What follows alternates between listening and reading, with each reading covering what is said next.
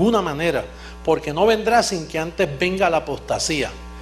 En otras palabras, la apostasía, la falta de la fe, es lo que iba a delatar que es el tiempo. Y se manifieste el hombre de pecado. ¿Qué significa el hombre de pecado? Esto es un hombre o muchos hombres que enseñan que el pecado está en pie todavía. El hombre de pecado, el hijo de perdición, el cual se opone y se levanta contra todo lo que se llama Dios o objeto de culto, tanto que se sienta en el templo haciéndose pasar por Dios. Y ahora vosotros sabéis lo que lo detiene, a fin de que a su debido tiempo se manifieste, porque ya está en acción el misterio de la iniquidad, solo que hay quien al presente lo detiene hasta que él a su vez se ha quitado de en medio.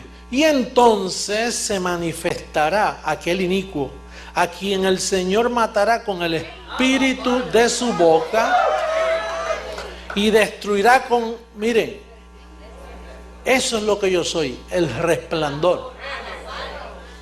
El resplandor, algo que alumbra, que está alumbrando el resplandor de su venida. Y lo estamos echando porque por primera vez ya la gente sabe que no hay pecado. Entonces, ¿cómo se manifestó este misterio? Pues se manifestó por esas cartas que Pablo dijo, mire, tengan cuidado, ni por espíritu, o sea, ni oyendo hablar, ni por carta como si fuera nuestra. Por ejemplo, vamos a mirar a primera carta de Juan, en el verso 8, capítulo 1, verso 8, para que ustedes vean cómo Juan hablaba.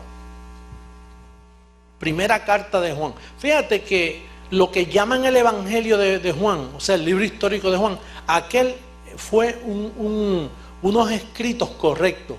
Ahora ya cuando Juan siguió escribiendo, ahí se refiere a las cartas que Pablo dijo, y ni por carta como si fuera nuestra, que no va a ser nuestra. Van a venir unas cartas por ahí que van a escribir y están unidas a la Biblia. Ahora fíjate cómo habla Juan, evidencia, piensa, bendecido. Si decimos que no tenemos pecado, nos engañamos a nosotros mismos y la verdad no está en nosotros.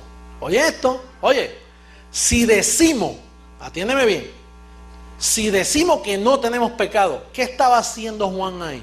Pisoteando la sangre de Jesucristo, porque Juan el Bautista había dicho, he aquí el Cordero de Dios que quita el pecado del mundo.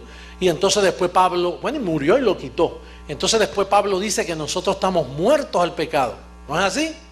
Y entonces vamos a ver, por causa de las visitas y por los que nos ven por internet, lo que sucedió con el pecado, primeramente Romanos 10:4 y luego Romanos 7:8, para que veas cómo el pecado se murió. Romanos 10:4. Porque el fin de la ley es ¿quién?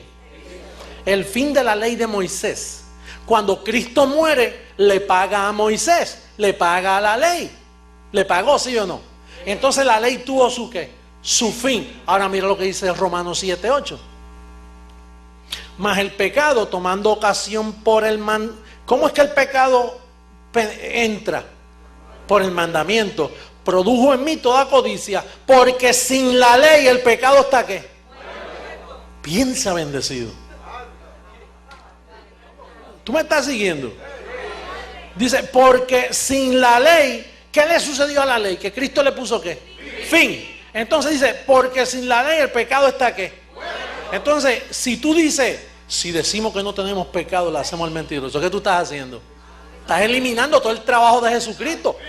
Esos apóstoles dicen, oh Jesucristo, oh bendito Cristo, nuestro amado Cristo, oh como aman a Cristo, mira cómo se tiran de rodillas. Pero entonces dicen, pero pase a confesar sus pecados. Entonces a la misma vez están negándolo. Por eso es que es el misterio de la iniquidad. Hay iniquidad en el asunto.